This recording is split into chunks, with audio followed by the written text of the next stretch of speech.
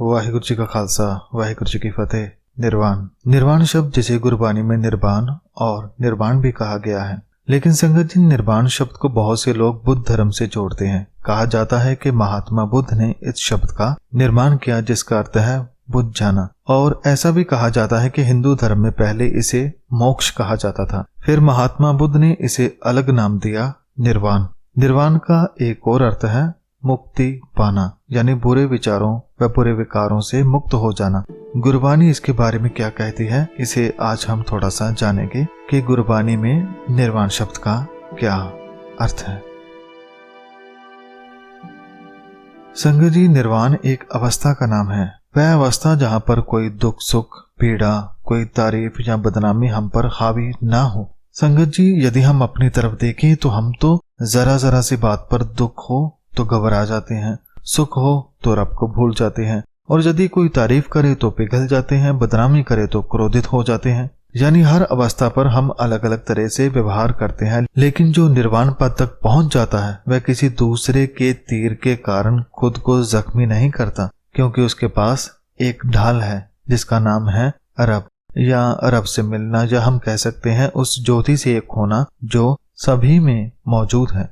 तो जब हम एक से जुट जाते हैं तो किसी और का तीर हमें जख्मी नहीं कर सकता, यानी कोई विकार हमें दुखी नहीं कर सकता, क्योंकि हमारे पास प्रभु गुणों की ढाल है जो हमें सदा बचाती है, जो हमें आनंद में रखती है, हर घड़ी संयम व सबर में रखती है। इसी अवस्था को गुरबानी में निर्वाण कहा है। जैसे कि गुरु साहब फरमाते हैं कि उस्तुत निंदा दो त्याग खोजै पद निर्वाणा, जन नानक यह खेल कठन है किन्हू गुरमुख जाना। अर्थात जिसने निर्वाण पद को हासिल कर लिया है उस पर ना किसी की प्रशंसा का असर है और ना ही निंदा का।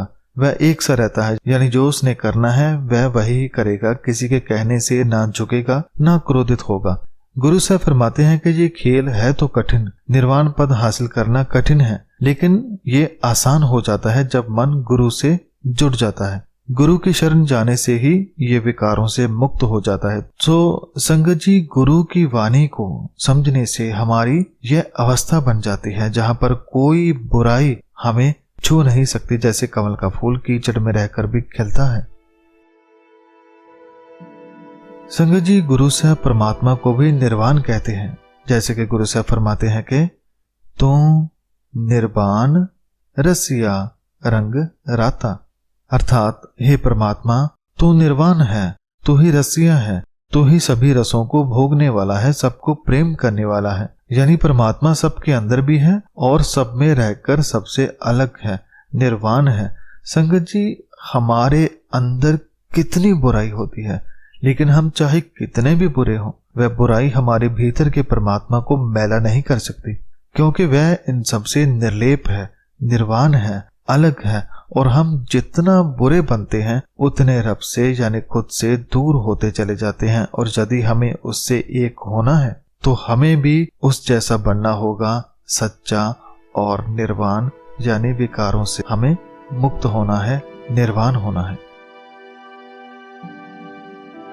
संगत जी, हमें ये बात तो समझ आए कि निर्वाण का अर्थ है काम क्रोध लोभ मोह आदि विकारों से मुक्त होना, जिसे बुद्ध शून्य होना कहते हैं। हमारे लिए सवाल ये पैदा होता है कि बुद्ध धर्म के लोग तो निर्वाण पाने के लिए बहुत सारी प्रक्रिया करते हैं, लेकिन सिखों के लिए गुरु साहब ने क्या आदेश दिया है, वह कैसे विकारों से मुक्त हो? तो गुरु साहब इसका बड़ा ही सीधा सा जवाब देते हैं कि गुरु का सिख गुरु की वाणी से जुड़े, उसे पढ़े, उसे समझे। जैसे जैसे वाणी भीतर जाएगी मन शांत होना शुरू होगा, भीतर के विकार शांत होने शुरू हो जाएंगे, और जब पूर्ण तौर पर मन गुरबानी द्वारा अपने अंदर की ज्योति से जुड़ जाएगा तो विकार उसे तंग नहीं कर पाएंगे और उसे ये पद प्राप्त हो जाएगा।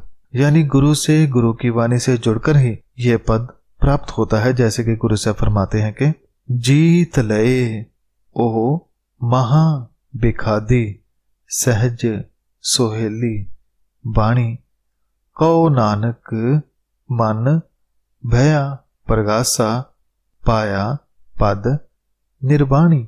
अर्थात जो विकार, काम, क्रोध आदि बहुत ही विषम थे, झगड़ालू थे, जो मन में शोर मचाते थे, हमें बुराई की ओर लेकर जाते थे, इन पांचों को अब गुरु की वाणी से जीत लिया है और गुरु के शब्द से मन में प्रकाश हो गया है और ऐसे मैंने निर्वाण पद को हासिल कर लिया है। कहने का भाव कि जब गुरु की वाणी मन पर असर करती है तो फिर कोई विकार मन पर असर नहीं कर पाता, क्योंकि गुरुवाणी के आगे सारे विकार तुच्छ हैं और जिसे कोई विकार छू भी न सके वही तो निर्वाण पद है, मुक्ति है, मोक्ष है, परम पद है। जब हम विकारों से मुक्त होते हैं तो उसे ये सब नाम दिए जाते हैं। श्री गुरु ग्रंथ साहिब जी हमें निर्वाण पद तक पहुंचा सकते हैं, क्योंकि वह खुद निर्वाण पद तक पहुंचे हुए हैं और जो जहां तक पहुंचा होता है वही उसका रास्ता बता सकता है। जैसे कि गुरु साहब फरमाते हैं कि गुर हर रंग रतड़ा सदा निर्वाणी जियो, अर्थात गुरु हरि परमेश्वर के प्रेम में मगन रहता है, वह रब से जुड़ा हुआ है, वह परमात्मा जो खुद भी निर्वाण है और गुरु जो कि उसका रूप है, गुरु भी सदा निर्वाण रहता है, यानी गुरु के ऊपर कोई विकार असर नहीं डाल सकता। और जब हम भी गुरु से जुड़कर वैसे ही बन जाते हैं, गुरु से गुण लेकर उस जैसे बनते हैं, विकार रहित, सच्चे और प्रेम करने वाले, तो हम पर भी कोई विकार, माया आदि असर नहीं करते। संगत जी, जो विकार रहित है उसका जीवन बहुत ही आनंद से भरा होता है। वह जब किसी को देखता है तो बिना काम व लालच के देखता है, साफ साफ जैसे जो है वैसा ही देखना, वैसा ही सुनना, पढ़ना, समझना। इसी तरह जब वह कुछ सुनता है तो केवल वही शब्द सुनता है जिसमें सत्य है, जिसमें परमात्मा की बात है, उसके अलावा बाकी सब छोड़ देता है। सो ऐसा मन बन जाता है। सो संगत जी, यदि निर्वाण पद को पाना है तो गुरु का आदेश है कि सदा परमात्मा से जुड़े रहें।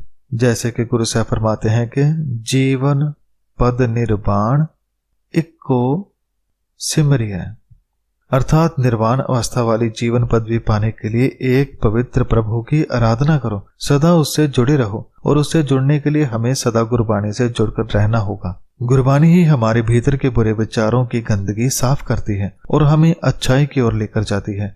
गुरबाणी पढ़ने समझने से हम भीतर से पवित्र होते हैं और पवित्र मन ही रब से जुड़ पाता है, उस एक से एक हो पाता है।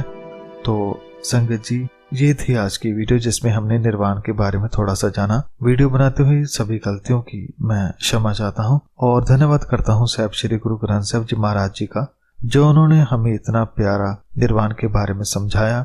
आप सभी का भी धन्यवाद वीडियो को देखने के लिए। वाहिगुरु जी का खालसा, वाहिगुरु जी की फतेह।